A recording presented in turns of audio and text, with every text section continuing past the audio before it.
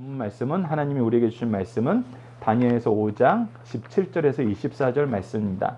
다니엘서 5장 17절에서 24절 말씀 여러분에게 나눠드린 주보에도 있고 성경을 보시든지 같이 한 절씩 교독하도록 하겠습니다. 다니엘서 5장 17절에서 24절입니다.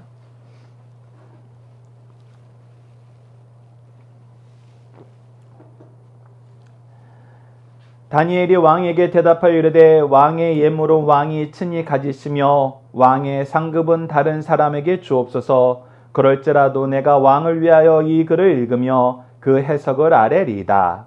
왕이여, 지극히 높으신 하나님이 왕에 붙인 느부갓네살에게 나라와 큰 권세와 영광과 위엄을 주셨고 그에게 큰 권세를 주셨으므로 백성들과 나라들과 언어가 다른 모든 사람들이 그의 앞에서 떨며 두려워하였으며 그는 임의로 죽이며 임의로 살리며 임의로 높이며 임의로 낮추었더니 그가 마음이 높아지며 뜻이 완악하여 교만을 행함으로 그의 왕위가 패한 바 되며 그의 영광을 빼앗기고 사람 중에서 쫓겨나서 그의 마음이 들짐승의 마음과 같았고 또 들나귀와 함께 살며 또 소처럼 풀을 먹으며 그의 몸이 하늘의 이슬에 젖었으며 지극히 높으신 하나님이 사람 나라 다스리심을 자기의 뜻대로 다스리시며 자기의 뜻대로 누구든지 그 자리에 세우시는 줄을 알기에 이르렀나이다. 벨사살이여, 왕은 그의 아들이 되어서 이것을 다 알고도 아직도 마음을 낮추지 아니하고 도리어 자신을 하늘의 주제보다 높이며 그의 성전 그릇을 왕 앞으로 가져다가 왕과 귀족들과 왕후들과 후궁들이 다 그것으로 술을 마시고 왕이 또 보지도 듣지도 알지도 못하는 금, 은, 구리, 쇠와 나무, 돌로 만든 신상들을 찬양하고 도리어 왕의 호흡을 주장하시고 왕의 모든 길을 작정하시는 하나님께는 영광을 돌리지 아니한지라. 이러므로 그의 앞에서 이 손가락이 나와서 이 글을 기록하였나이다. 아멘. 아멘.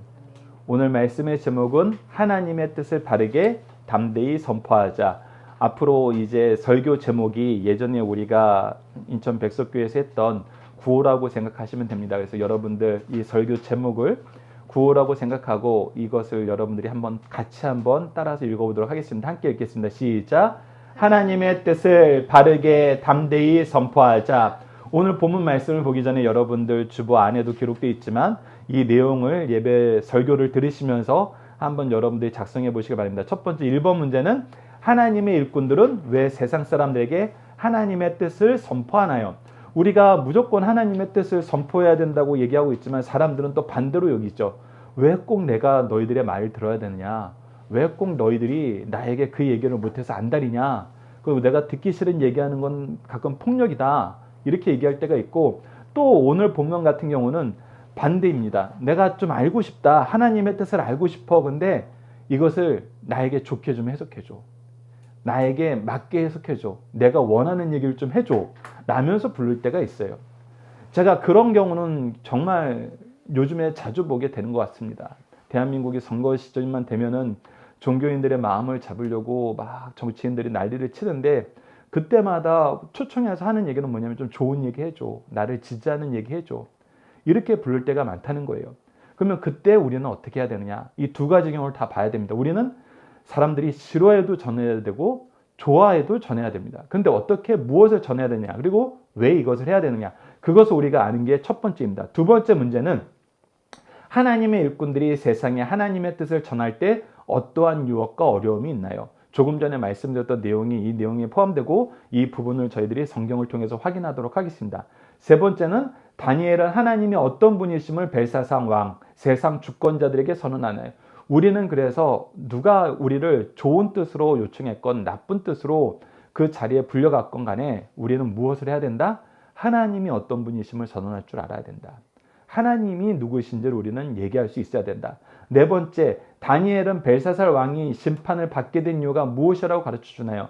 그리고 우리가 심판을 얘기할 때도 담대하게 얘기해야 된다. 오늘 본문 말씀에서 하나님의 뜻을 바르게 담대하게 선포하자. 이거 굉장히 두려운 일입니다. 힘든 일이에요. 어렵습니다. 그럼에도 불구하고 성경은 우리에게 반드시 바르게 담대히 선포하라 그럽니다. 그리고 우리가 바르게 담대히 선포할 수 있는 이유에 대해서 이 일을 하나님이 능히 하게 하실 때 하나님이 어떻게 역사하시는지는 조금 후에 우리 오전 설교 때 함께 보도록 하겠습니다. 자, 다섯 번째는 하나님이 교만한 자를 미워하시는 이유는 무엇입니까? 하나님이 교만을 굉장히 주의 주시고 계세요. 그래서 교만이 왜 위험한지 우리가 자주 나눴던 말씀인데 오늘 다시 한번 확인하고 마지막으로 이 교만한 자들의 특징, 알고도 죄를 범하는 자들의 특징은 무엇인가요? 이거 굉장히 위험한 얘기입니다. 그리고 우리가 주의해야 돼요. 이 부분에서 벗어나지 않으면 하나님은 반드시 심판하십니다. 여러분들 이 내용을 오늘 본문 말씀을 통해서 한번 찾아보시고 또 우리가 오전 예배 후에는 또 묵상하는 시간에 함께 나누는 시간 갖도록 하겠습니다.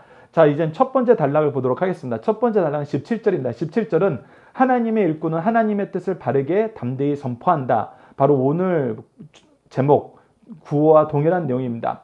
우선 민수기 22장 17절을 보십시오. 내가 그들을 높여 우선 이 말씀의 배경을 먼저 설명해 드리도록 하겠습니다. 오늘 벨사살 왕도 다니엘을 불러서 이 하나님의 뜻이 무엇인지 알고 싶어 했을 때에는 다양한 마음을 가지고 옵니다. 특히 이 해석이 어떤 의도를 가졌으면 하냐면 좋은 뜻이었으면 원합니다. 그래서 사람들에게 하나님의 뜻을 알고 싶다고 세상 주권자들이 부를 때에도 대표적으로 나에게 좀 좋은 얘기 좀 해줘. 내가 원하는 일을 좀 네가 해줘.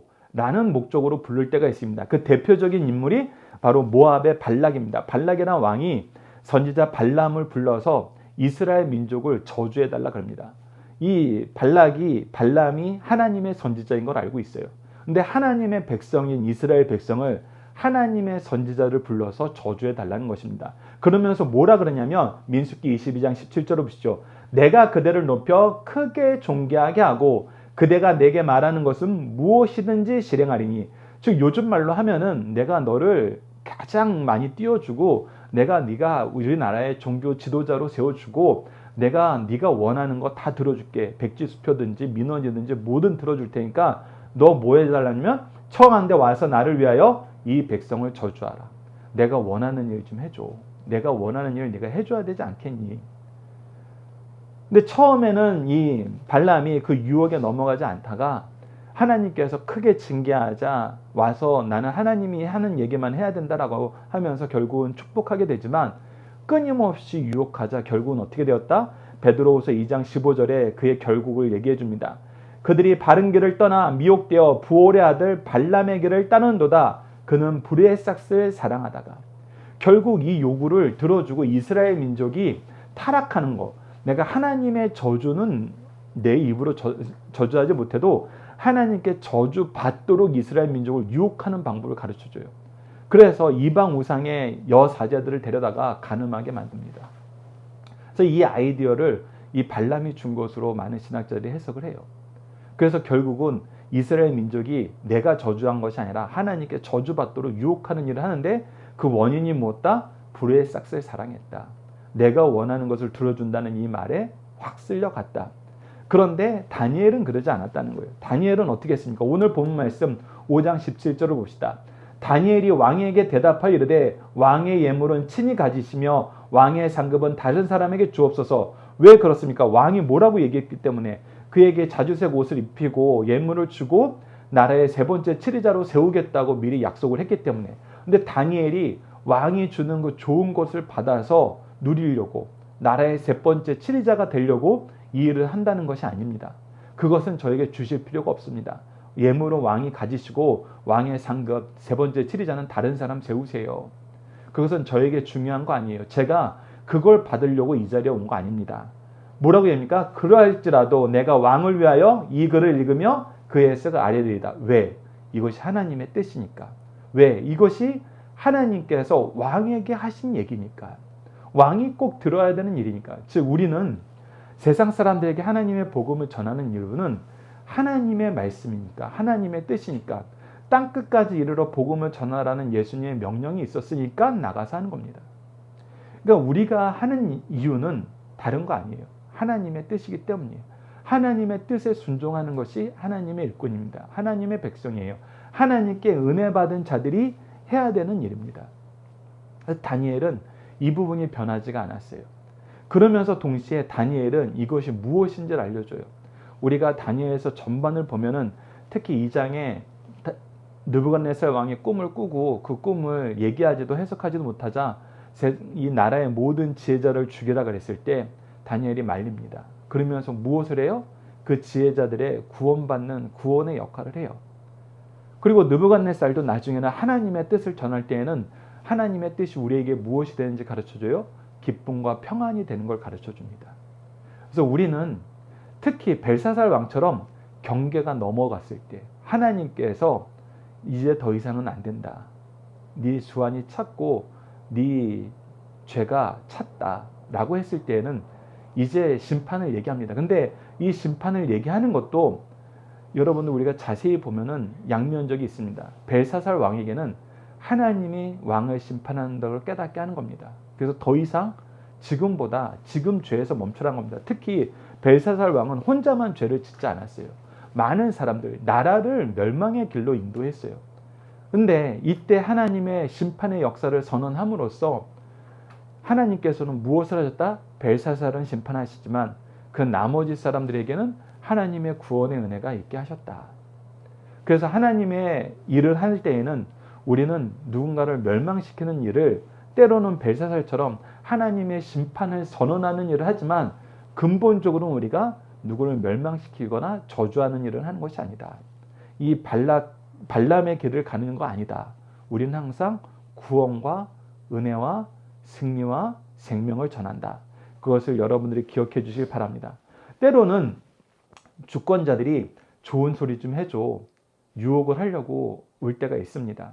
그때 우리가 어떻게 대하느냐. 우리가 역대하 18장을 보면은 미가야라는 선지자가 나옵니다. 이 미가야라는 선지자가 나오는 이 배경을 얘기하면 북이스라엘은 아합이 왕이었고 남유다에는 여호사밧이 왕이었을 때입니다. 근데 북이스라엘과 남유다가 거의 반목을 하다가 이 두 왕 때 되게 친해졌어요. 특히 얼마나 친해졌냐면 아합의 딸이 여호사밧에게 시집가면서 한 가족으로 이 사돈으로 묶이게 됩니다.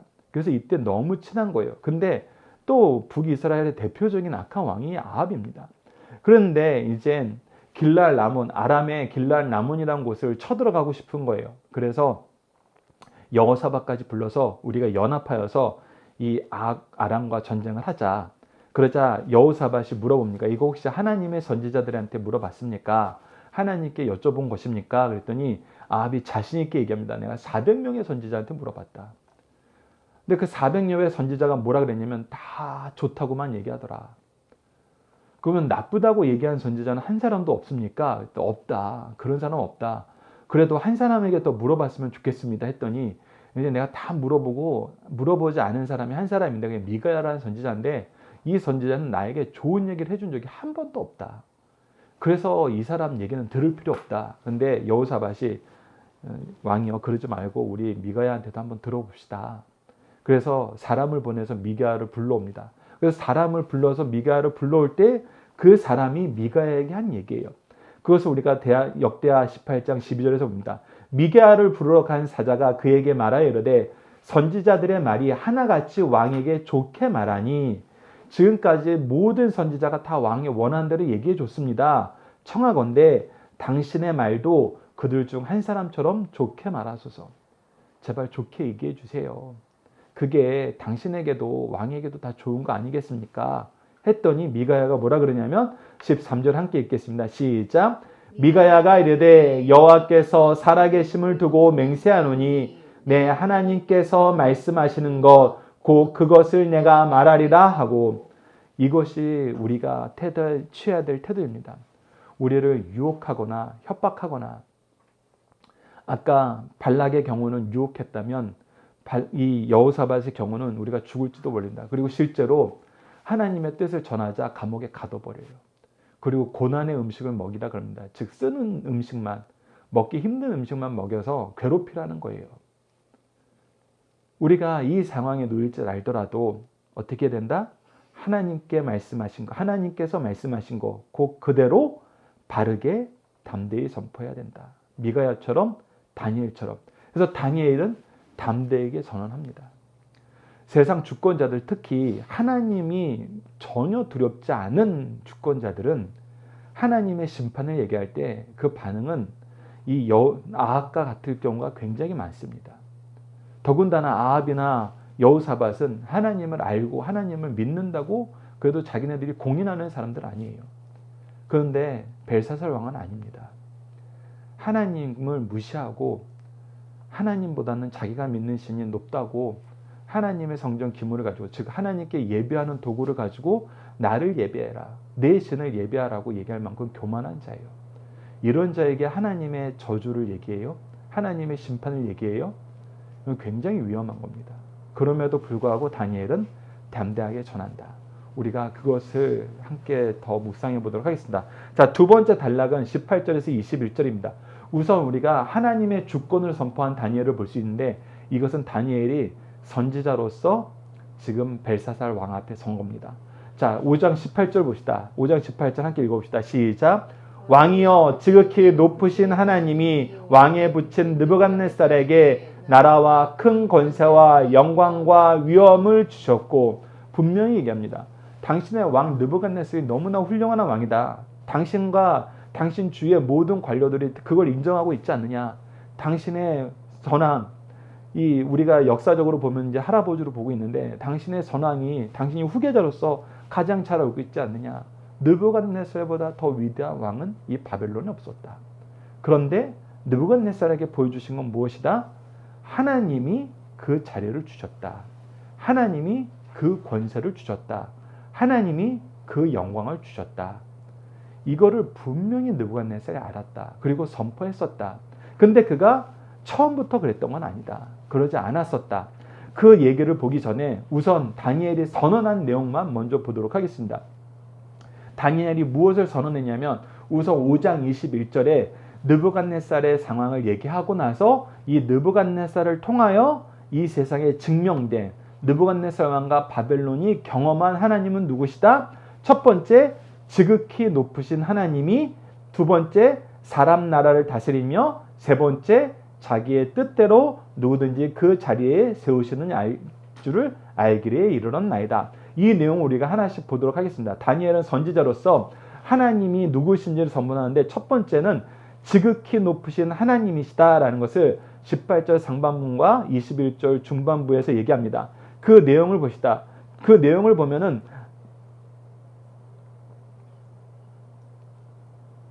지극히 높으신 하나님이라는 겁니다. 모든 것을 다스리시고 모든 것을 주관하시는 분이 하나님이라는 겁니다. 둘째는 사람 나라를 다스리신다는 것입니다. 하나님이 통치하신다는 거예요.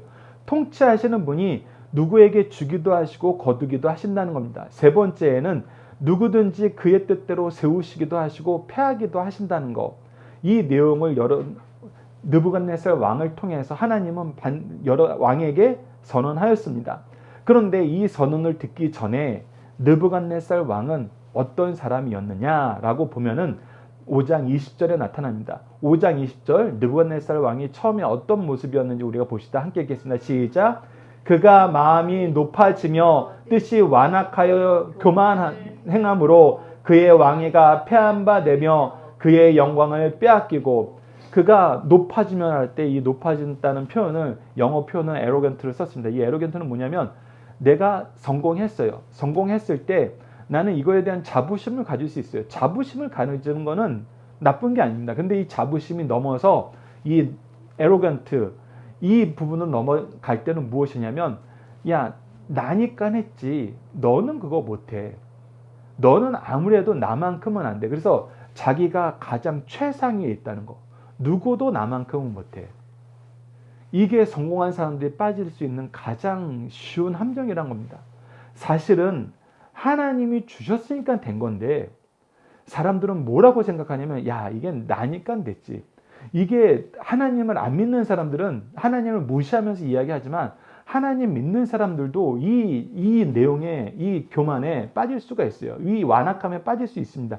이거 언제냐면, 야, 그래도 하나님이 나니까 쓰셨지. 나처럼 기도 열심히 하니까, 나처럼 봉사 열심히 하니까, 나처럼 예배 열심히 준비하고 참여를 하니까, 나니까 쓰셨지라고 얘기할 때도 이건 에로건트입니다. 왜 다른 사람은 안 돼요? 왜 하나님이 다른 사람은 안 쓰겠어요? 예수님도 분명히 얘기합니다. 이 돌들도 아브라함의 자손이 될 수 있게 하시는 게 하나님이란 거예요. 그래서 나니까 됐지라는 그 마음이 들어가는 순간 우리는 하나님의 뜻보다는 내 공로를 더 인정하게 되고 더 전전하게 됩니다. 그래서 이 부분이 굉장히 안 좋은 건데 누가 그랬다? 느부갓네살이 그랬다. 그리고 그의 마음이 전혀 움직이지 않은 거예요. 이제 완악한 교만은 무엇이냐? hardened with pride.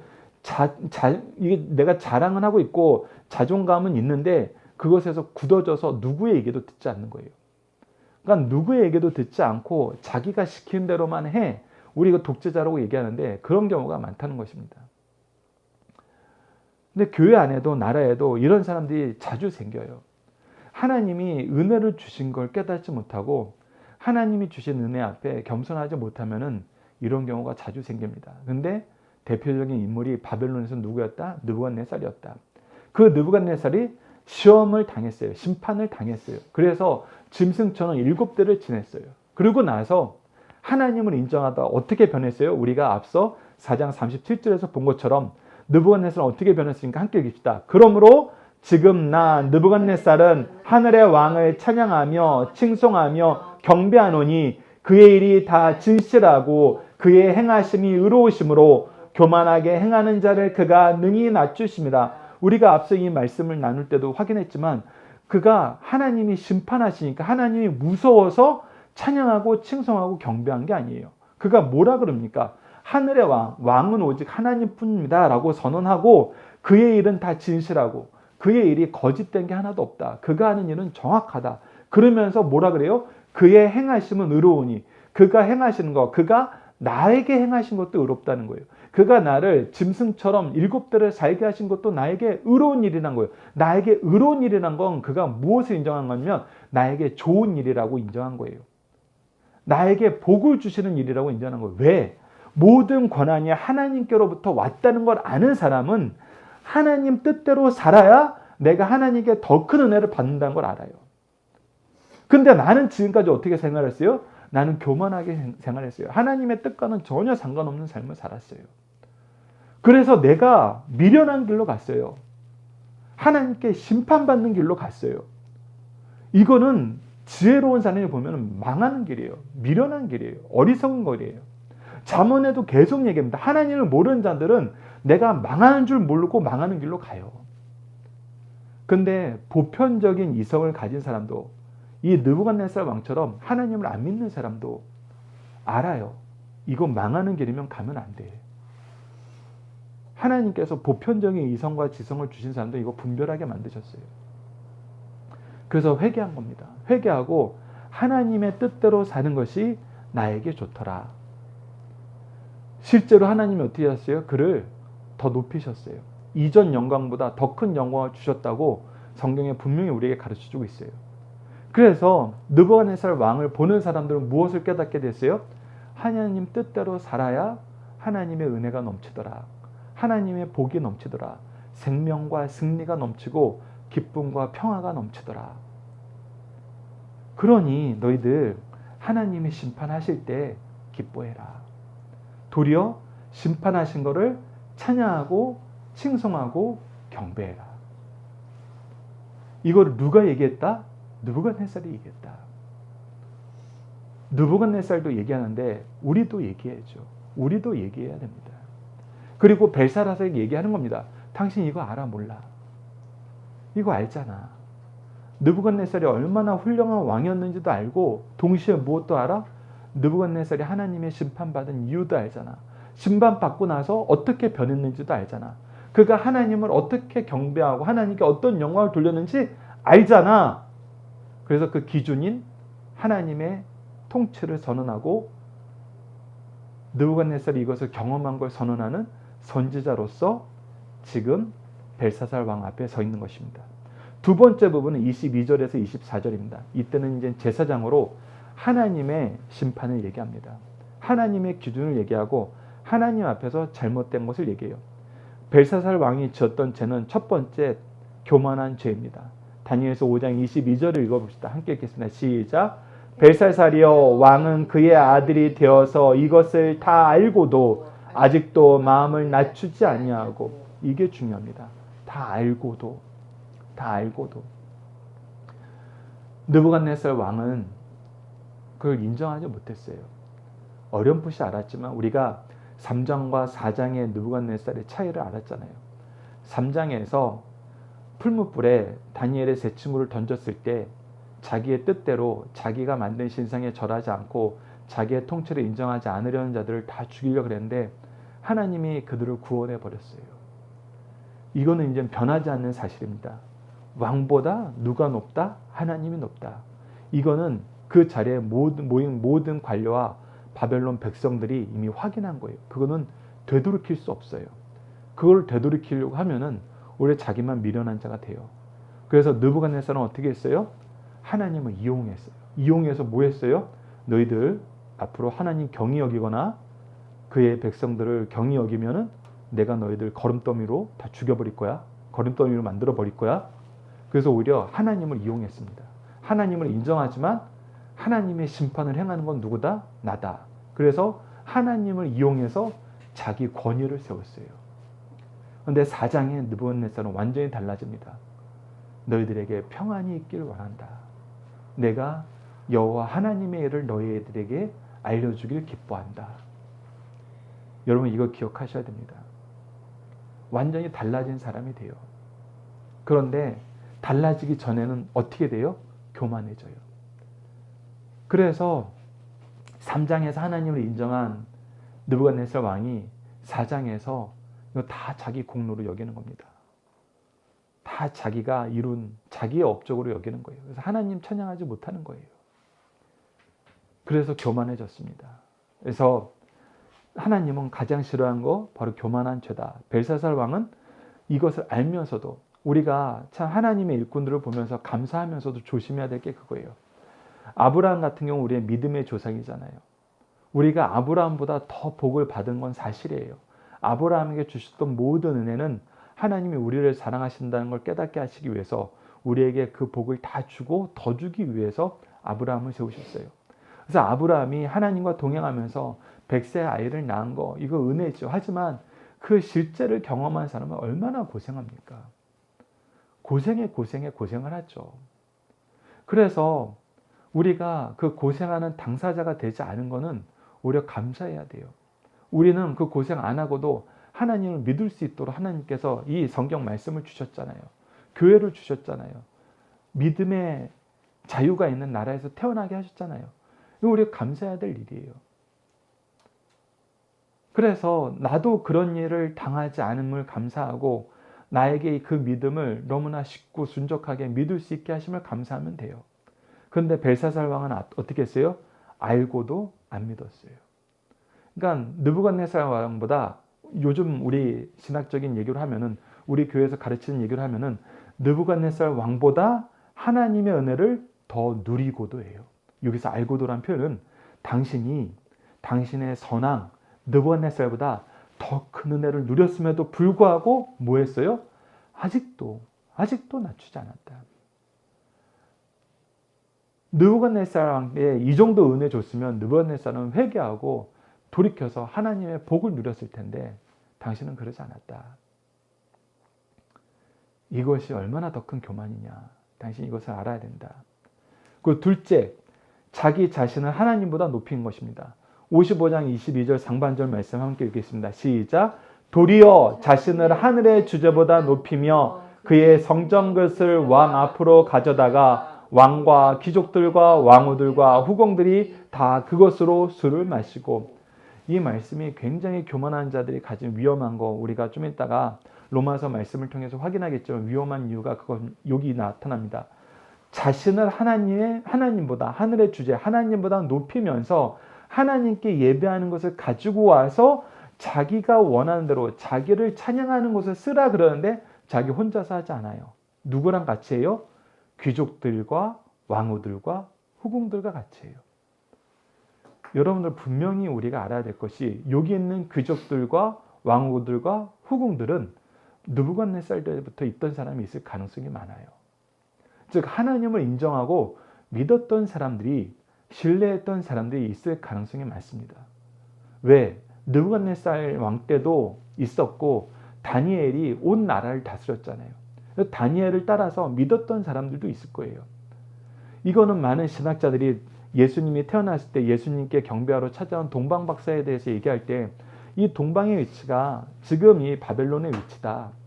이 동방 박사들이 어떻게 이렇게 예수 그리스도의 나심에 대해서 믿고 그것을 기다리고 또 그것을 기념하러 왔었을까?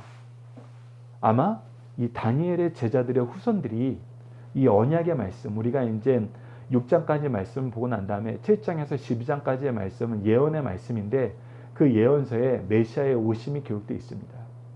그러니까 다니엘의 후손들이 아니었을까? 다니엘의 제자들이 아니었을까? 그렇게 생각하는 신학자들이 많이 있어요. 그러니까 하나님을 인정하고 믿는 사람들도 있었을 것입니다. 여기 이 잔치에서 하나님을 모욕하는 이 행위를 꺼림직하게 여기는 사람들도 많았을 거예요. 근데 누가 시키는 거예요? 왕이 시키는 거예요. 그러니까 어떻게 한 거예요? 그냥 어쩔 수 없이 왕이 무서워서 참여하는 겁니다. 이게 굉장히 위험한 거예요. 나만 망하는 게 아니라 남도 같이 망하게 만드는 거예요. 교만한 자들의 특징이 이겁니다. 특히 하나님의 믿는 사람들이 그래서 이런 자리를 피하셔야 돼요. 그리고 다니엘처럼 이런 자리에 가서 하나님의 뜻을 전해야 될 때는 담대히 전해야 됩니다. 굉장히 중요한 사실이에요. 그리고 교만한 자들에게는 이런 일이 항상 있으니까 우리가 조심해야 돼요. 미리 알고 대비해야 돼요. 이런 일이 있을 것 같으면 그 자리 피하는 게 좋습니다. 안 그러면은 우리가 권력에 의해서 나의 연약함으로 인해서 부지불식간에 이 죄에 함께 빠지게 됩니다. 그리고 마지막 세 번째는 하나님의 영광을 우상에게 돌린 죄입니다. 자기는 하나님보다 높으면서 자기가 알지도 못하는 여러 가지 신들을 향한 찬양을 드러놓는 거예요. 그것이 다니엘서 5장 22절 후반절입니다. 제가 읽어드리겠습니다. 왕이 또 보지도 듣지도 알지도 못하는 금, 은, 구리, 쇠와 나무, 돌로 만든 신상들을 찬양하고 도리어 왕의 호흡을 주장하시는 왕의 모든 길을 작정하신 하나님께는 영광을 돌리지 아니하는지라. 유일하신 하나님, 유일하신 통치자, 유일하신 주권자에게 돌리지 않은 죄를 알고 계십니까? 이것이 바로 제사장으로서 다니엘이 벨사살 왕에게 선언한 내용입니다. 그래서 우리가 요약해 보면은 첫 번째, 교만한 죄, 자기 자신을 하나님보다 높인 죄, 하나님의 영광을 우상에게 돌린 죄. 그래서 하나님은 왜 도대체 그렇게 교만한 자들을 미워하시나, 교만이 큰 죄라고 얘기하시나, 그것이 시편 4절에 나타납니다. 악인은 그의 교만한 얼굴로 말하기를 여호와께서 이를 감찰하지 아니하신다 하며 그의 모든 사상에 하나님이 없다나이다. 즉 죄를 지어요. 하나님이 싫어하시는 것이 무엇인지 알아요. 죄의 기준을 알고 있어요. 그럼에도 불구하고 야 하나님 안 봐. 하나님이 이런 것까지는 신경 안 써. 이렇게 얘기하면서 죄를 짓도록 유혹한다는 겁니다. 그리고 나중에는 뭐라 그래요? 야 하나님 없어. 하나님이 어딨니? 그건 그냥 다 사람들의 위안을 위해서 만들어낸 가짜야. 심리적인 거니까 네가 믿는다고 했을 때는 인정을 하는데 그렇게까지 할 필요 없어. 네가 하고 싶은 거 해. 죄를 범해도 돼. 네가 즐거우면 됐지. 이렇게 얘기하게 된다는 겁니다. 즉 교만은 자기가 하나님보다 높다라고 얘기하면서 결국에는 어디로 가요? 하나님 없다는 데로 가요. 근데 다시 한번 강조하지만 어떤 자들이 교만해요? 하나님께 은혜 받은 자들이 교만해요. 하나님께서 높여주신 사람들이 교만해요. 그래서 위험한 겁니다. 사람들은 높은 자들, 성공한 자들을 추앙하는 그런 취향이 있어요. 어떤 신학자는 그건 신성이라고 얘기해요. 우리가 하나님을 바라보고 하나님을 의지해야 되는 것이 우리의 본질인데 죄로 인해서 하나님을 의지하지 않게 되니까 끊임없이 다른 것을 의지한다는 거예요. 끊임없이 다른 것을 추앙한다는 것입니다. 끊임없이 다른 것을 경배하고 영광 돌리게 된다는 거예요. 그래서 이 세상에서 성공한 사람들, 이 세상에서 잘난 사람들, 셀럽들, 소위 말한 아이콘들, 아이콘 말 그대로 우상이죠. 아이돌들을 우리가 따르게 된다는 것입니다. 근데 그게 신성인데 바른 신성이 아니란 거예요. 그리고 그 띄워지는데 누가 몫을 담당한다? 하나님께서 높여주신 사람들이. 그래서 그것이 얼마나 위험한지 우리가 알아야 됩니다. 두 번째 말씀도 봅시다. 이사야서 42장 8절 우리가 자주 나누는 말씀이죠. 나는 여호와니 이는 내 이름이라 나는 내 영광을 다른 자에게 내 찬성을 우상에게 주지 아니하리라. 하나님은 자기 영광을 다른 사람에게 주지 않습니다. 다른 신에게 돌리는 걸 싫어하세요. 이거는 반드시 심판이 있습니다. 하나님이 반드시 심판하신다는 두 가지, 교만하고 하나님의 영광을 다른 신에게 돌린다는 것. 이 두 가지 하나님이 심판하시는 걸 알면서 마지막 우리가 말씀을 나눠볼 것이 바로 로마서 1장 32절입니다. 함께 읽어보도록 하겠습니다. 시작. 그들이 이 같은 일을 행하는 자는 사형을 행한다고 하나님께서 정하심을 알고도 자기들만 행할 뿐 아니라 또한 그런 일을 행하는 자들을 옳다 하느니라. 벨사살 왕이 지금 이걸 하고 있는 거예요. 알아요. 하나님이 이런 자들은 하나님이 징계하신다. 죽이신다. 알아요. 알면서도 행해요. 야, 내가 저번에 했는데 또 안 죽었어. 나 저번에 했는데 안 죽었다? 야, 나도 교회 다녀. 나도 모태신앙이야. 나도 세례 받은 사람이야. 때로는 정말 안타깝게도 나도 안수 집사였어. 나도 장로였어. 나도 목사였어. 하는 사람들도 있어요. 실제로 있어요. 그런데도 야, 그래도 나 이렇게 살았는데 나 복 받았어. 나 잘 되고 있잖아. 나 부족한 거 없어. 괜찮아. 괜찮아. 그리고 네가 그렇게 고민할 필요 없어. 네 선택이 옳아. 이 성공한 사람들이 하나님께 은혜 받아서 잘 되었던 사람들이 이런 얘기를 한다는 거예요. 이 얘기는 뭐예요? 같이 죽자는 겁니다. 같이 죽자는 거. 이런 유혹을 하는 가장 앞자리에 사탄이 있는 것이고, 예수님이 얘기한 대로 너희들이 하나님의 자녀였으면 하나님의 말씀을 들었을 텐데 너희 아비, 거짓의 아비인 사탄의 자식들이기 때문에 계속 거짓말을 얘기한다. 하나님 말씀을 받지 않는다. 이 얘기를 우리가 주의 깊게 봐야 됩니다. 알면서도, 이 알면서도는 다시 한번 강조합니다. 하나님께 더 큰 은혜를 받고도입니다. 더 큰 은혜를 받고도.